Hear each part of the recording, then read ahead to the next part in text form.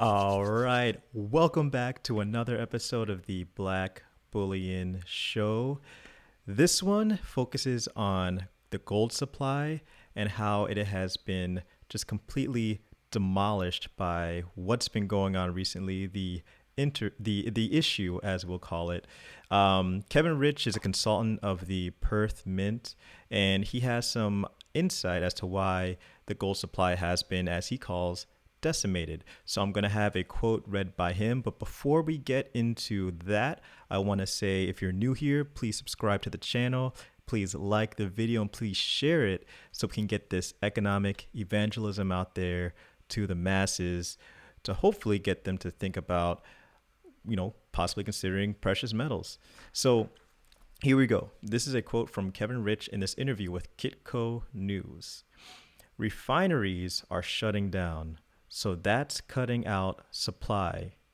Airlines have stopped flying.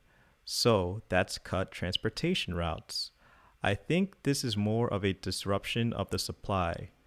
We think once the issue clears and once transportation gets to normal, we're going to see the gold market go back to normal and a lot of these premiums mitigate. Now, I want you to listen to that again. He thinks that once this issue clears up, these premiums that we are seeing, these insane premiums, will then mitigate. So for those of you who have been waiting on the sidelines and just wondering, man, this is just getting too expensive for gold right now, you might take some heart in listening to Kevin and just saying like, hey, maybe right now isn't the best time to get into, the gold market. Maybe I should wait, establish a larger cash position. And then once the transportation routes get cleared up, once refineries are opened up again, let's see if these premiums start coming down. And maybe, just maybe, then I'll start getting into the, into gold. And then also take into consideration that when things start opening up, so when he says things like transportation should be underway and refineries are going to be opening up, he's essentially saying once the virus goes away. So when saying that, he's saying things are going to start opening up again. So once things start to open up again, then and we'll have to check the velocity of the M2 money supply. But of course, that's a lagging metric. But, we'll just have to, just almost somewhat make a bet on the psychology of people, read some articles, things like that. We'll then have to see, are people going to be spending all this money that they've likely, saved up during this time, if they were lucky to be saving money and not be, completely out of their shirt. If that's the case, then we might have some inflation and demand pull inflation.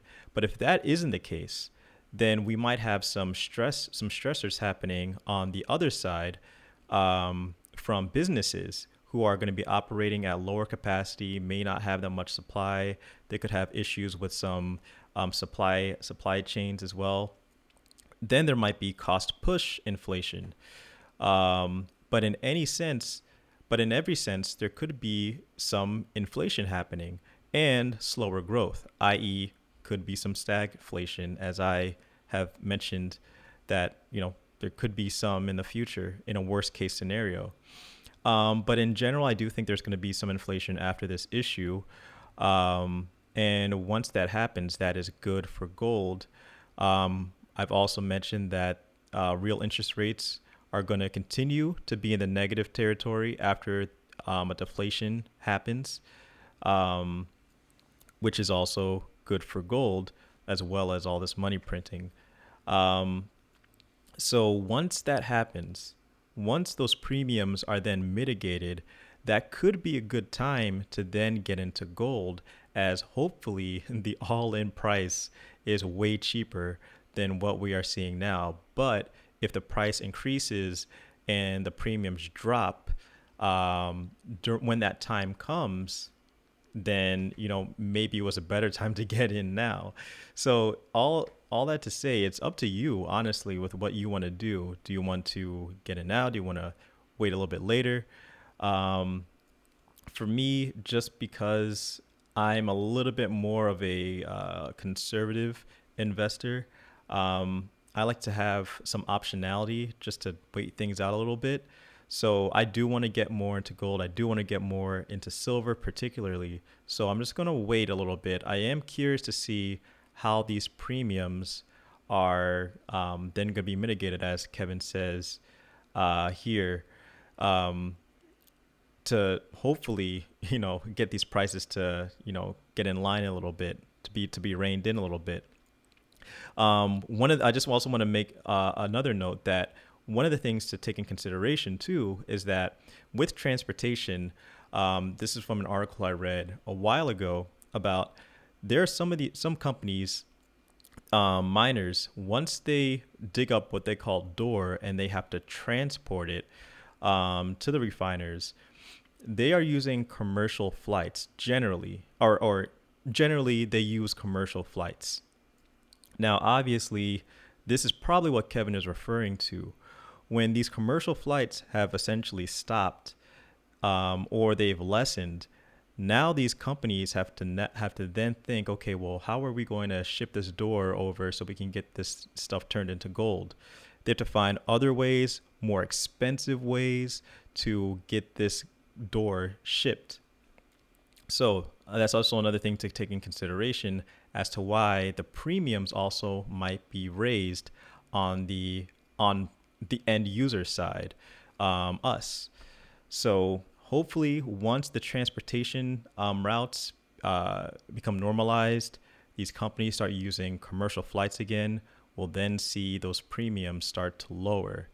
Um, because as we know, the premiums, the price baked into the premiums, um, are somewhat contingent upon what's happening in the supply chain. So more expensive supply chains mean more expensive premiums.